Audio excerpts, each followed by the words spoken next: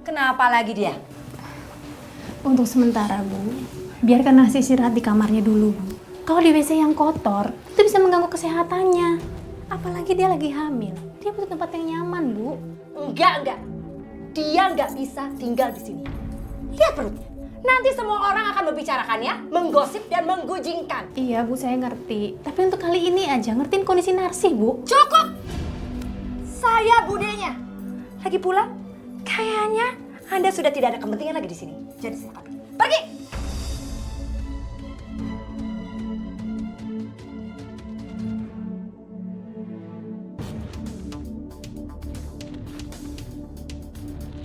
Ayo cari yuk. Cari yuk. Hei Narsi! Hei! Kamu kebun gak bener. Kerja jadi TKW, kita usir aja dari kampung ini. Pergi!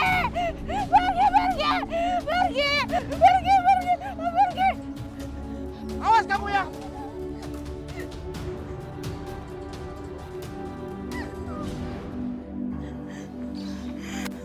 Aku tuh gak salah.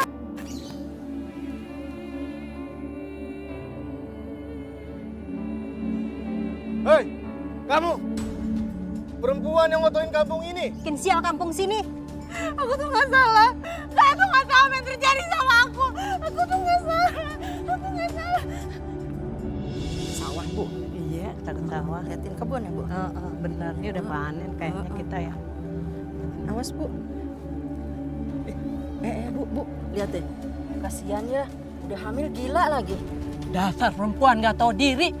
Bikin malu kampung sini aja. Bu, nggak boleh ngomong gitu. Kan dosa loh, Bu. Situ kamu siapa yang punya? Udah diam. Kalian tuh gak tahu ya. Apa yang udah saya lewatin semuanya. Kamu tuh jago sama sembarangan. Jangan ya. Apa yang udah saya lewatin. Neng, lepasin, Neng.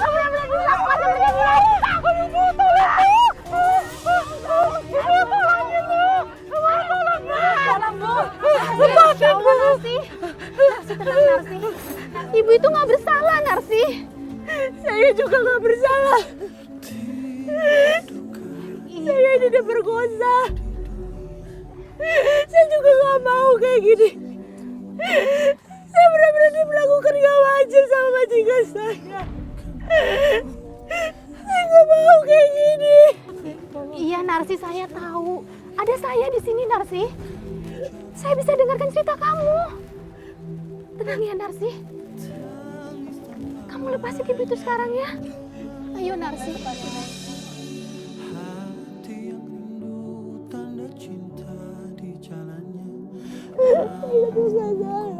Iya, saya tahu.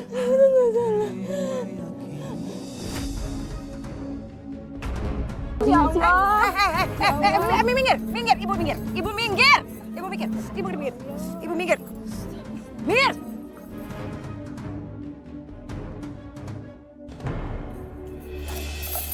Astagfirullah, Bu Marni. Narsi jangan diperlakukan seperti itu, Bu. Itu makin mengganggu jiwanya. Lalu, apa yang harus saya lakukan? Coba katakan, supaya Marni nggak nyerang orang kampung.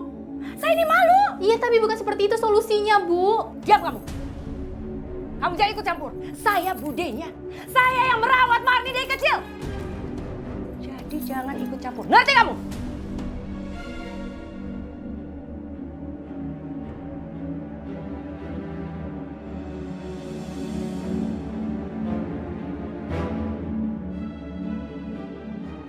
Kamu diam di sini.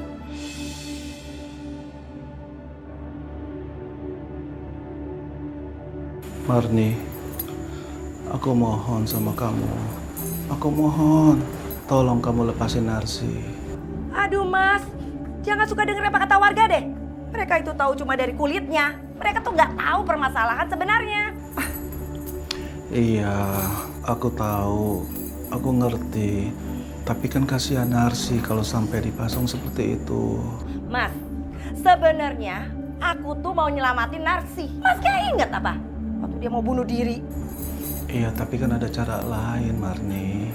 Mas, kalau misalnya Narsi itu meninggal, apa warga itu mau tanggung jawab? Udahlah Mas, aku nih peduli sama Narsi, makanya aku pasung. Supaya dia itu tidak melukai dirinya dan bayinya. Marni, Udah ya, aku turun kerja dari pagi. Jangan suka bikin pusing.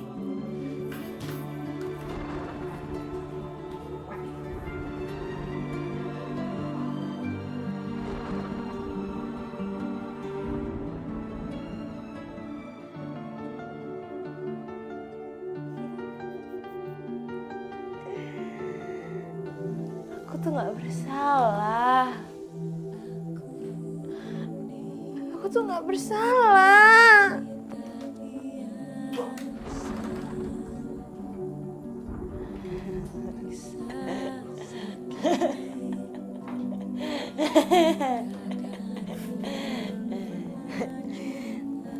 Iya, aku tuh gak bersalah. Aku harus keluar dari sini.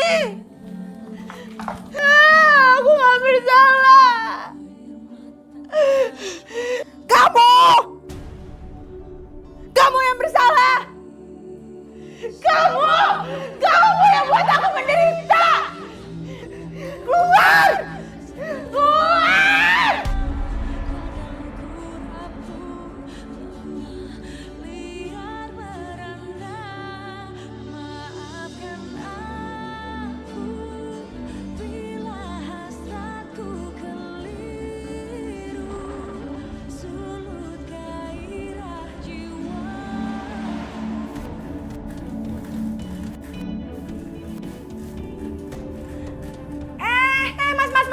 Mas mau kemana? Mas mau kemana? Mas itu belum boleh pergi. Gimana sih? aku mohon Marni, aku ingin ketemu sama Narsi. Mas itu tidak boleh dulu ketemu Narsi, ya? Tapi kasihan Narsi. Mas itu tenang aja. Aku itu udah kasih Narsi makan sehari 2 kali. Jadi Narsi itu sehat walafiat. Iya, masuk. Mas masuk dulu, nggak boleh kemana-mana. Aduh.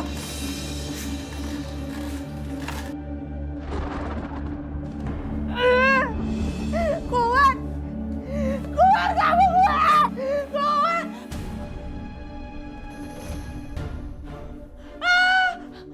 Aduh!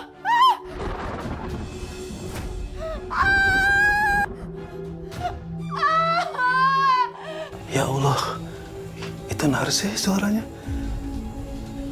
Ya Allah. Bu bangun Bu. Ibu bangun Bu. Apa sih Pak? Ibu mau ngantuk. Tolong Bu Narsi Bu. Ya Allah.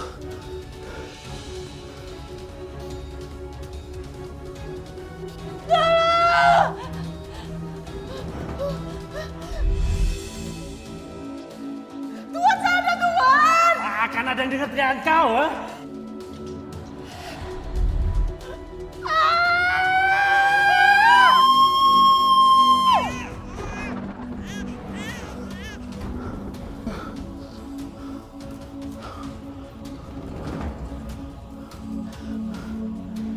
Assalamualaikum.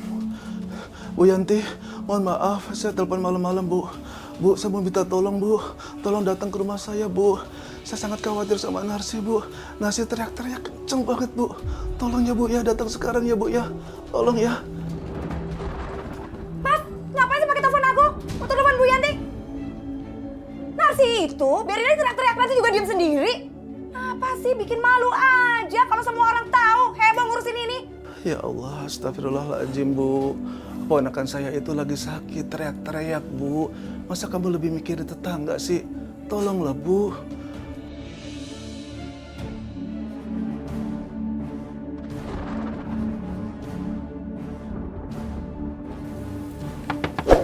Assalamualaikum. Assalamualaikum. Bu Marni, ayo buruan. Astagfirullah.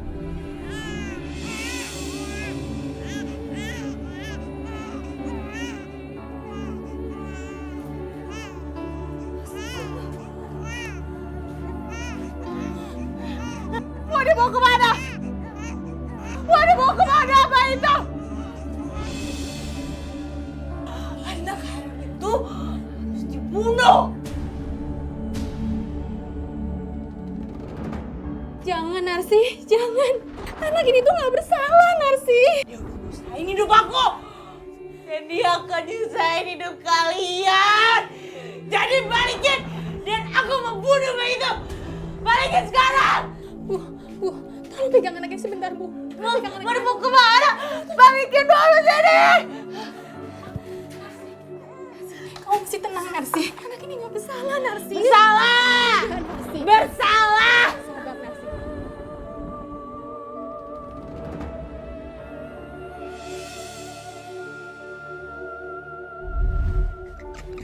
Mau dibawa kemana sih, Mas? Mas, mau dibawa kemana sih, Mas? Mau dibawa kemana? Hah? Mau dibawa kemana? Mas, mau kemana sih, Mas? Ntar aja perginya. Mas, mau dibawa kemana sih? Ih, lepasin dulu. Kan tadi saya nanya, mau dibawa kemana? Hah? Mau dibawa kemana?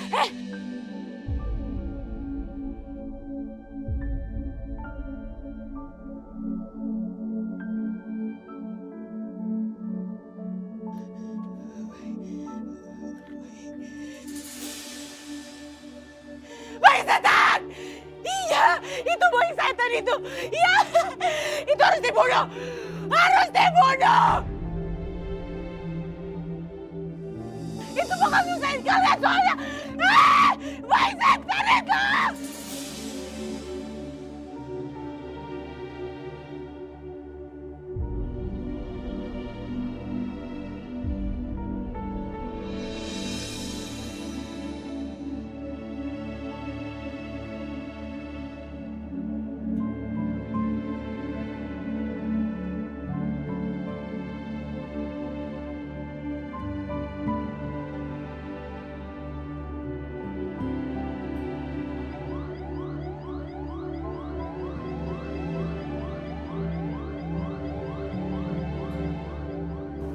Bu Marni, Pak Ridwan, terima kasih kalian sudah mengizinkan saya untuk mengadopsi bayinya Narsi.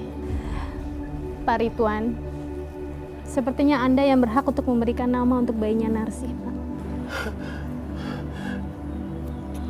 Boleh saya gendong?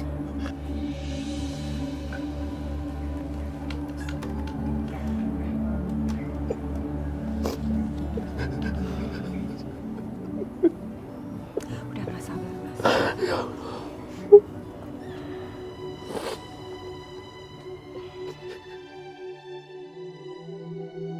Saya akan kasih nama Rahayu. Artinya yang terselamatkan. Allahu Akbar. Namanya Rahayu. Dia adalah putri dari Narsi.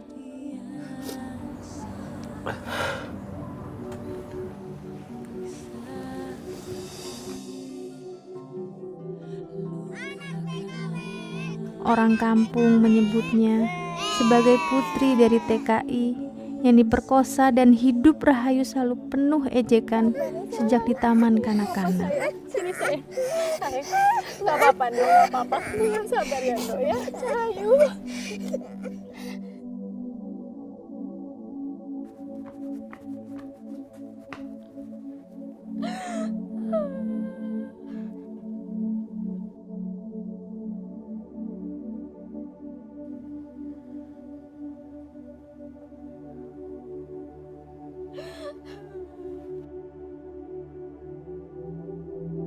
Kamu yang sabar ya, Nak.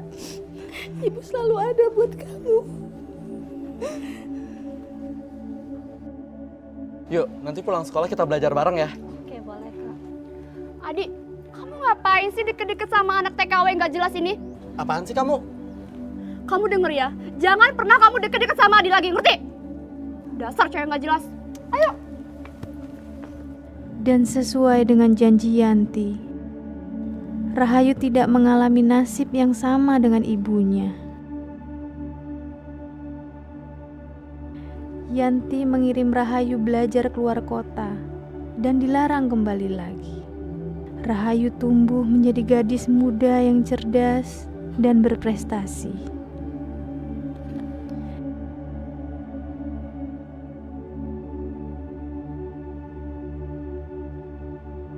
Saya terima nikahnya Rahayu binti Fuli dengan mas kawin seperangkat alat sholat dibayar tunai. Bagaimana saksi? Sah. Alhamdulillahirabbil alamin.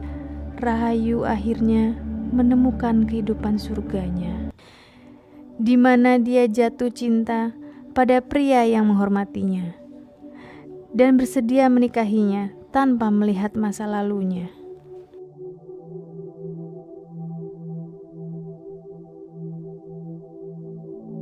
Dan Rahayu sekarang menjadi pengacara di luar negeri yang mempunyai dedikasi untuk menolong orang-orang seperti ibunya.